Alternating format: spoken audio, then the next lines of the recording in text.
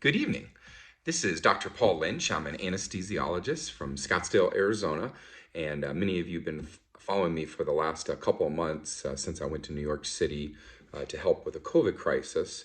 And I'm doing my weekly video, although again, I skipped a week, so I haven't talked to many of you for a couple of weeks. I'm sorry for that.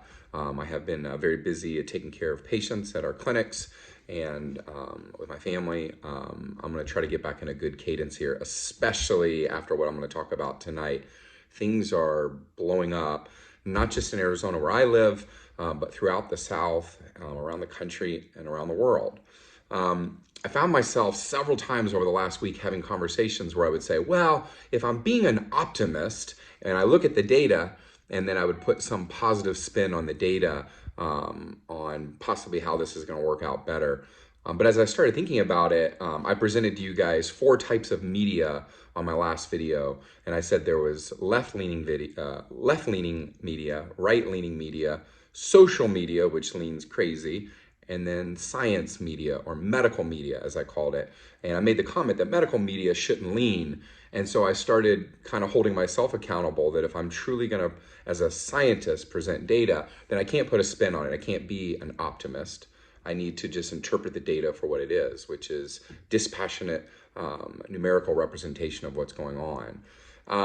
Now, that being said, I do think there's a time that we can be an optimist. So, for example, in my family, as a father or as a husband, I think I can be an optimist and I can say, hey guys, things are going to be okay. God's in control. I do think that there's a spiritual impact to this, and I do trust God to protect my family, for example. And I think I can be an optimist as far as my family.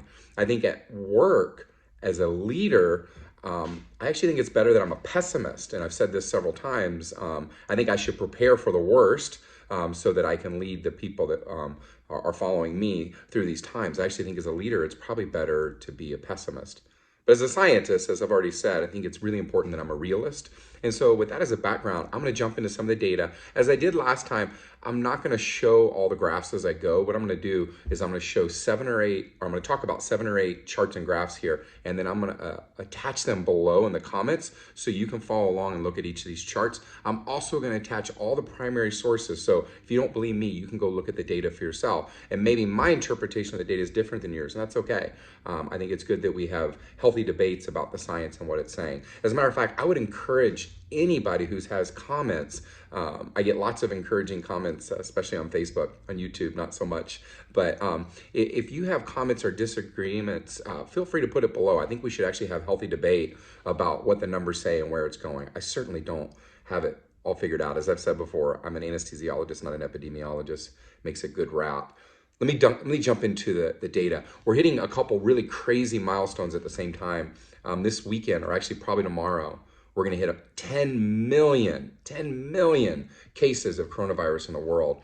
And we'll hit 500,000 deaths on the same day. This is from worldometers.info, and I'm going to attach this below. But 10 million cases now, and 500,000 deaths is what we're going to hit tomorrow. If you look at the worldwide cases, the United States is back to being number 1 in the world with 47,000 cases today. Brazil is just slightly behind us at 46,000 cases, followed by India, Russia, South Africa, Mexico. You're starting to see all the most populous countries rise to the top as this is making a resurgence around the world. I'm going to quickly go through the data here, but I want to talk about the data in terms of the world, the United States, and then specifically, I do want to talk a little bit about Arizona because that's where I live and where a lot of my friends and family are. And I'm going to talk about those 3 tiers, but I want to talk about coronavirus in terms of cases and then also deaths because sometimes they track differently. So if you look at the United States today, it's the worst day we've ever had, the most cases we've ever reported in one day, 47,230 cases in one day. And so in the summertime, when a lot of people were hoping the virus would be slowing down, we logged our busiest day ever with 47,000 cases. Florida logged 8,942 cases today, which is just a massive number. Florida overall has had 122,000 cases and 3,300 deaths. And so if that death rate continues, then we're going to expect about 2 weeks from now, those 9,000 cases to turn into maybe 300 deaths in a day. which is going to overwhelm their system. And so, once again, I'm trying to be a realist today, not an optimist. I'm certainly praying for the people of Florida, and I'm hoping that we have a better outcome. But what the math says is in a couple of weeks, Florida is going to be completely and totally overrun, and they're going to need doctors the same way that New York City needed doctors in early April. California logged 5,000 cases today. Texas logged 5,000 cases. The situation is really bad in some of the big cities in Texas, especially Houston. And so keep your eyes on that. And then Arizona, again, 3,400 cases today. We continue to be per capita the worst in the United States with new cases, and we're lagging significantly behind on testing, and I'm going to get to that a little bit later. If you look at yesterday's numbers, are almost as bad, 40,000 new cases in the United States yesterday.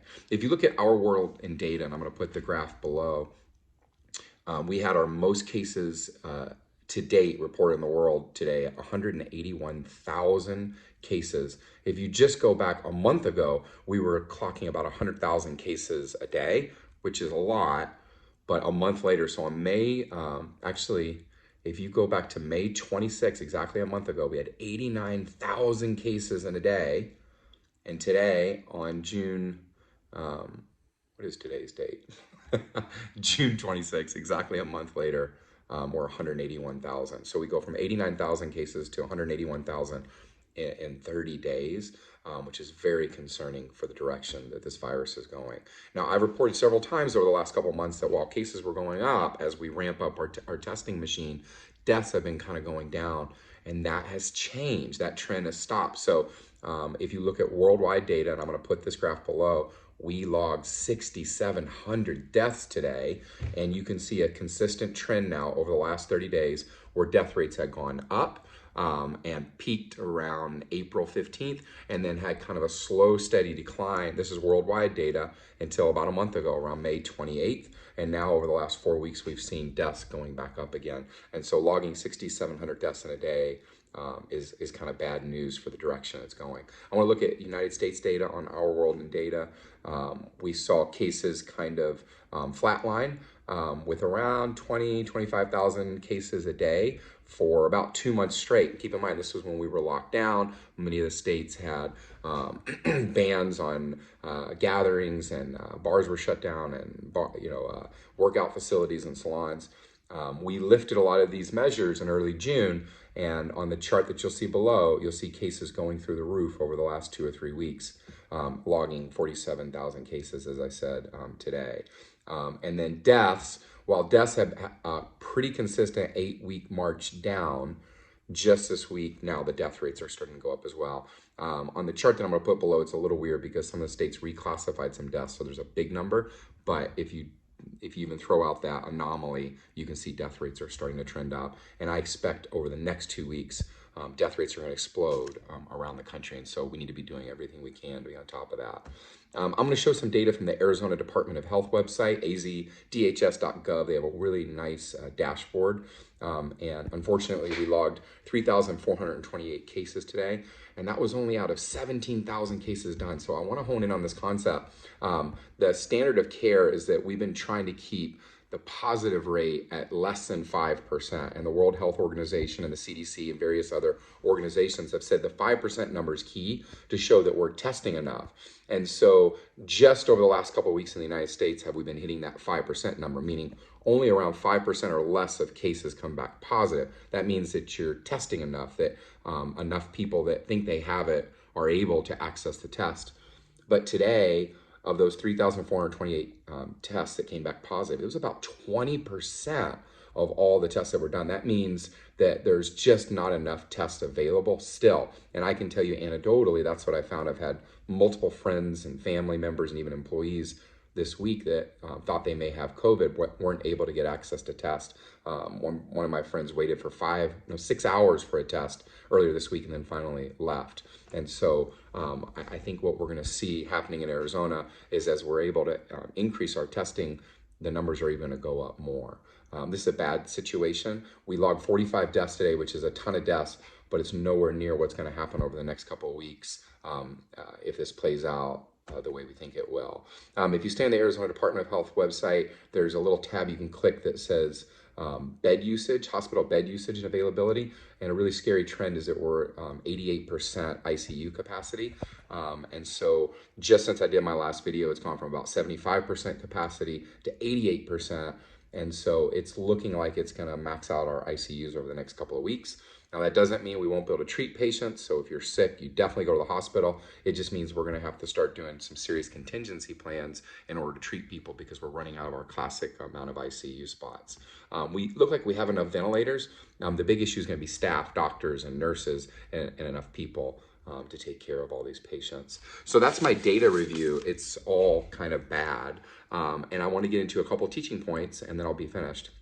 So number one, I've had about a 90-day journey now of trying to teach online, and the importance of wearing masks and social distancing and the importance of taking this seriously, and then going to New York and dealing with that and coming back. And I think my personality's changed a little bit. I think early on, I spent too much time trying to argue with people and fight with people and educate people on the importance of things like social distancing, washing your hands, wearing a mask. And what I realized, and I want to teach here tonight, is I'm not so interested anymore in convincing people. There's going to be some people that just kind of believe what they believe. What I'd actually rather do is spend my time on people that believe me and giving you more education and more helpful things that you can do. And so, for example, instead of me trying to convince everyone in the world, yes, you have to wear a mask, I'd actually like to convince people who already believe me about wearing a mask to double down on your efforts. And so that's what I'll say. If you are watching this and you know that this COVID crisis is real, let's double down on our efforts. Let's make sure that we always are wearing our masks, that we are protecting the elderly, that we are doing everything we personally can. I've seen a lot of examples this week of people that, I think agree with me and they're not wearing masks, but I think it's just, we don't think about it. And so I think the number one teaching point tonight is I think we should focus on people that are actually listening and not trying to convince the entire world that we're right. Number two, and this is a big one, I'm just going to go ahead and recommend that a lot of states consider shutting down again. I know that's controversial. I've seen a lot of people talk about it online and on television that the American public's not ready to shut down again. And I know there's lots of economic impacts, but I think states like California, Texas, Florida, Arizona, Georgia, North Carolina, I can go through the list here, Tennessee, South Carolina, Louisiana. I think they need to take a very hard look at shutting down. And keep in mind, shutting down doesn't mean that you completely shut down, but it means that you ban mass gatherings, that you significantly decrease the amount of people that are indoors together at the same time. Certainly mandating masks. It's time for us to get serious. I expect a lot of these states are going to slowly do something, but I would strongly recommend that we look at shutting down again. And it may only last a month or two, but it's probably going to be necessary. We're sitting on 127,000 deaths today in the United States.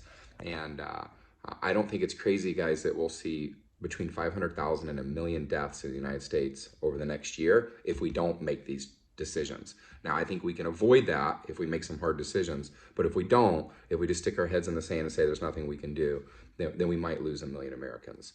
And I know a lot of people stop talking about projections on television because it's so controversial, and once you make a number and then you're not right, then people attack you. But I'm just telling you, if we don't make changes, there's going to be a lot more deaths. And so we do have the ability to save lives together. My third teaching point is, and my final one, and then I'm going to be done. I've talked about group number 1 on here before. So I talked about there might be a segmented approach to reopening, about a month ago. Group 1 is 65 and older and significant comorbidities like diabetes or heart disease or lung disease. I really think that we all need to be thinking about how we can take care of group 1.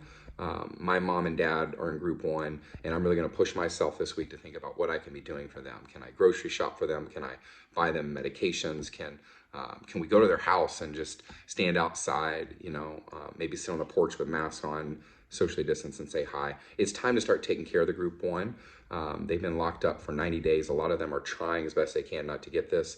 As we've talked about before, the death rate in group 1 is probably 10% or more. And so I think if we're in group 3, I'm in group 3, just barely, less than 45 and no health concerns. I think I need to be doing everything I can to take care of group one. And so I would just encourage each of you, any friends and family that you have that's in that group one, 65 and older, with medical concerns, do what you can to take care of them. It's the right thing to do. It's the Christian thing to do. It's the scientific thing to do. If we don't take care of them, then they're going to get sick. And it's going to be terrible for them and for us and for society in general. So that's my video for today. Guys, thank you so much for tuning in, and stay safe. Wear your mask, socially distance, wash your hands, screen, track, trace. These are things we can do to protect our friends and family, to protect America. God bless you guys. Have a great night.